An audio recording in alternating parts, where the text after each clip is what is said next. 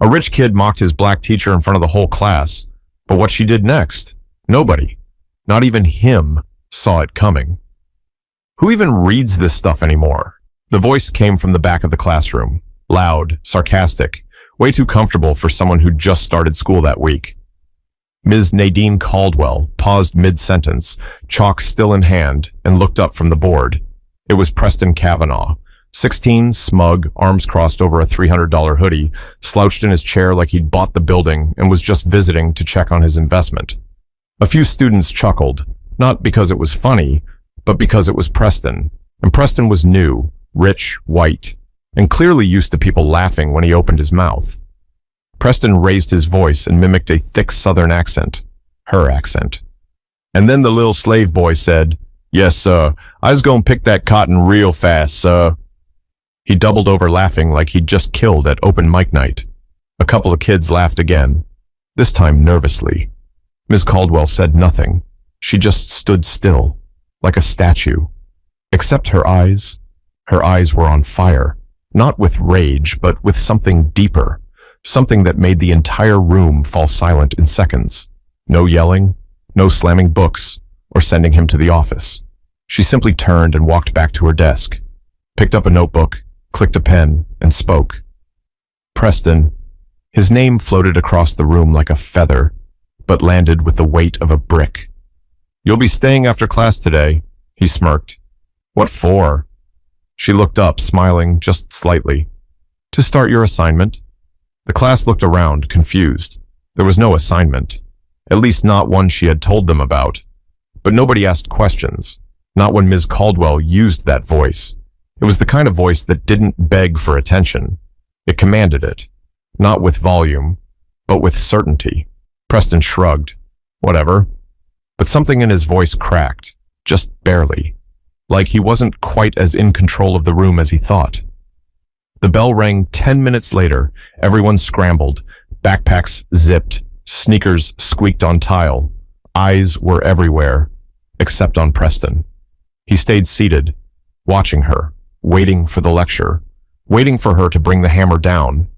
Instead, she opened her top drawer and pulled out a plain folder. No markings, no label, just old manila, soft from time and use. She slid it across the desk to him. "You'll open that when you get home, not before, and you'll come back tomorrow with your answer." He narrowed his eyes. "Answer to what?" She didn't blink. "To whether you want to keep pretending, or if you're ready to learn something real." He let out a short laugh. "Lady, I've been to 3 different schools in the last year. You think I haven't seen real?" "You've seen money," she said, her voice still soft. "Not truth." The folder sat there between them like a live wire. Preston didn't touch it, just leaned back, stared her down, waiting for her to fold. But she never did. And for the first time in a long time, Preston Kavanaugh didn't have a comeback. But before he could decide whether to throw the folder in the trash or actually open it, he'd learned just how serious Ms. Caldwell was, and how far she was willing to go to teach him a lesson he'd never forget. Preston didn't open the folder that night. He tossed it on his marble desk in his oversized bedroom in Buckhead, Georgia, where the lights dimmed by remote and his PS5 sat under a 75-inch TV he barely played anymore. He scrolled through his phone, watched half a video, and muted it. Then he stared at the folder, still there, unbothered, silent, waiting. By midnight, he was pacing, not out of fear. At least that's what he told himself. He just couldn't stop thinking about her face, that calm, that confidence, the way she didn't even flinch when he mocked her. He'd seen teachers cry, seen them scream, get red-faced and overwhelmed. Ms. Caldwell? She didn't break a sweat, and that annoyed him. The next day, he showed up early, not to apologize, not even to talk. He just wanted to watch, see what kind of spell this woman had on the rest of the school, because clearly they liked her. She walked through the halls, and students greeted her like she was a celebrity, not out of fear, out of respect. Seniors fist-bumped her. Freshmen smiled and waved, and every teacher who passed gave her a nod, a real one, not fake. He sat in the back of her class again, arms folded. This time, she didn't call on him, didn't acknowledge him, just kept teaching like he was part of the furniture. And the weird part? The lesson wasn't bad. They were reading The Souls of Black Folk by W.E.B. Du Bois. But she wasn't just talking about the book. She was talking about the people behind it, the context, the history, the humanity, and the students. They were into it. Preston noticed this kid, Jerome, he thought his name was, leaned forward like he was hanging on to every word. That's when it hit him. This wasn't just a class. This was her room, her space, her rules, and somehow, even without raising her voice, she ran it like a boss. He stayed after again, folder still untouched in his bag. Miss Caldwell didn't ask. Instead, she handed him an envelope. "This," she said, "is your next step, if you're serious. I haven't even looked at the first one. That's your choice." He rolled his eyes. "This a game to you?" She looked straight at him. "No, this is work. The kind of work you've never had to do because people like me had to do it for you." There was no malice in her voice, just facts. That night, Preston finally opened the folder. Inside was a photo, black and white, an old man in a worn suit sitting on a bus bench. Underneath it, a single name, Hollis Dent. On the back, one line, "Find him, listen, no phone, no recording, just you, a notebook, and ears that are finally open." But Preston wasn't ready for what Mr. Hollis Dent would tell him, or how it would hit harder than any punishment he'd ever faced. Preston didn't ask for a ride that Saturday. He didn't want his dad's driver, the matte black Escalade, or any of the usual comfort. He took the city bus instead, just like the note said. He had to transfer twice. The last stop dropped him near the edge of South Decatur, Georgia. No fancy shops, no craft burger joints, just tired buildings, faded signs, and sidewalks that cracked like skin left out in the sun too long. He walked 3 blocks until he spotted the bench from the photo. There he was, same suit, same posture, same stare. Mr. Hollis Dent, 84 years old, skin like leather, but eyes sharp. Too sharp for someone who was supposed to be retired. Preston approached, unsure. "Mr. Dent?" The old man didn't move. "You the boy Nadine sent?" Preston blinked. Yeah, I guess." "Don't guess. Either you are or you ain't." Preston nodded. "I am." Mr. Dent finally looked up. "Sit." He sat. No small talk, no pleasantries, just silence. And then, "You ever been called boy by a grown man who knows your name?" Preston shrugged. "Not really." "I have," Mr. Dent said. 53 times by the time I turned 16. 38 of those by men in uniform." Preston didn't know what to say, so he said nothing. "I marched with King once," Mr. Dent continued, "but only once. Got cracked across the ribs by a cop with a baton. Never marched again. Didn't mean I stopped fighting. I just got smarter. Started organizing from the inside." Preston leaned in, finally curious. "Ms. Caldwell said I should listen." Mr. Dent smirked. "Did she now? That woman's got more sense in her pinky finger than most folks do in their whole body. You messed with her, didn't you?" Preston looked down. "Didn't think she'd actually do anything," he muttered. Mr. Dent gave a slow, raspy laugh. "She didn't have to. She sent me."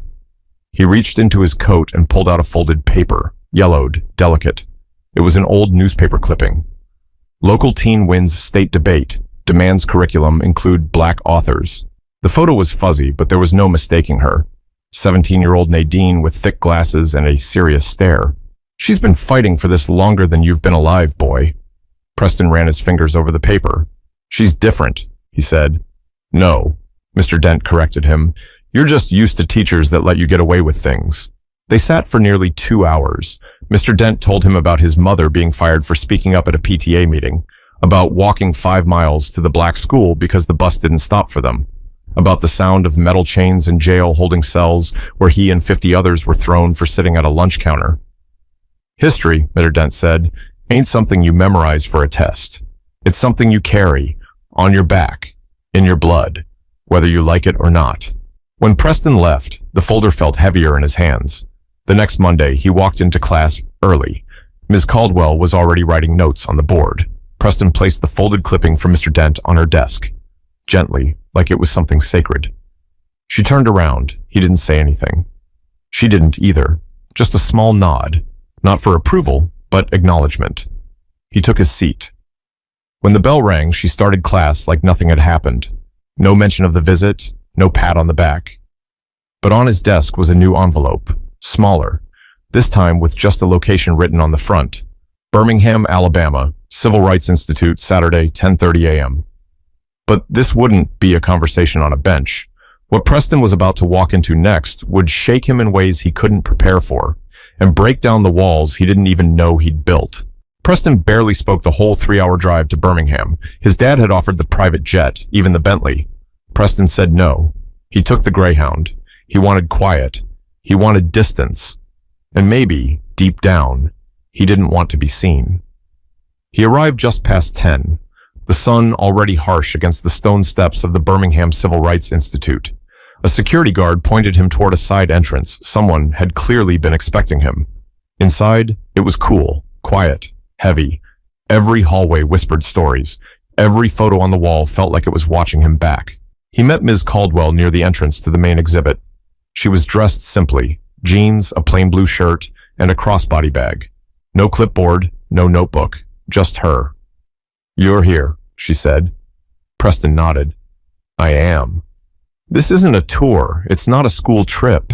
You don't get extra credit. No grades." "I get it." She looked him over once, then started walking. Preston followed. They walked past the original jail door from the Birmingham City Jail, the one that held Martin Luther King Jr. when he wrote his letter from a Birmingham jail. The air felt thick.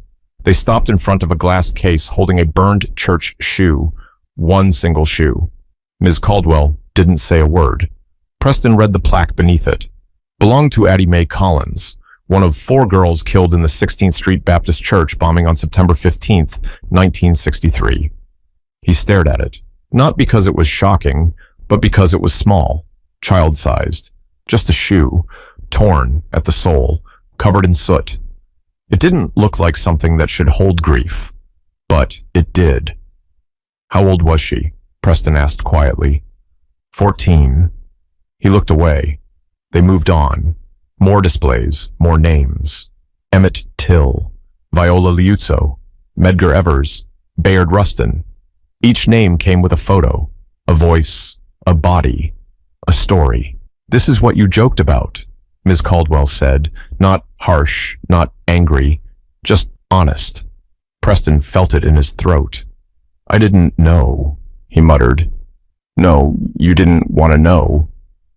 They entered the movement gallery, walls filled with images of fire hoses slamming into crowds, police dogs lunging, protesters face down on the ground, blood on pavement.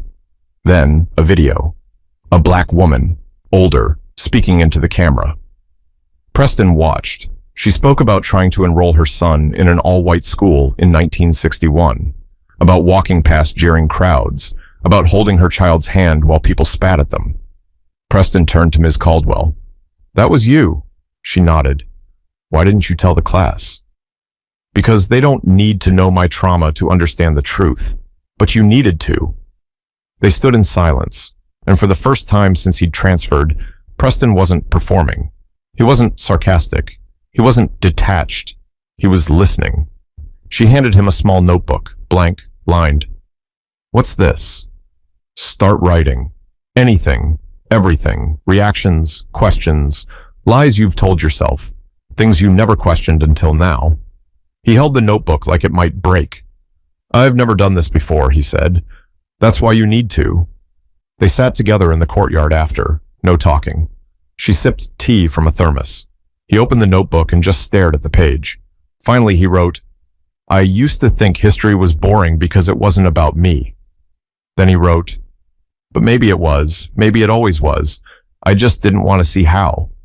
He didn't show it to her, not yet. On the bus ride home, Preston looked out the window, not at his phone, not at his reflection, but at the world. Different now. The graffiti on a passing bridge, a mural of John Lewis on a brick wall, a street sign named after someone he'd never noticed. He opened the notebook again, wrote 3 more pages before the bus even left Alabama. That Monday, he walked into class 5 minutes early. He asked if he could read something aloud. The room quieted. Even Ms. Caldwell tilted her head. Preston stood, pulled out his notebook, and read, "I used to think I was better than the people who lived the stories in our books, because I had money, because I had options. But now I see they didn't need money. They were the lesson, and I was too proud to learn it." Nobody said a word, not because they didn't care, but because, for once, he did. But Preston wasn't done yet.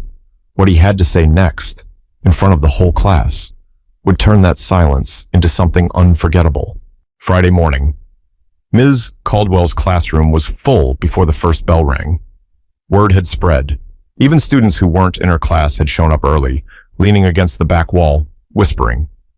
Everyone had heard what Preston Kavanaugh was about to do. He stood in front of the class, a folded piece of paper in one hand, his notebook in the other.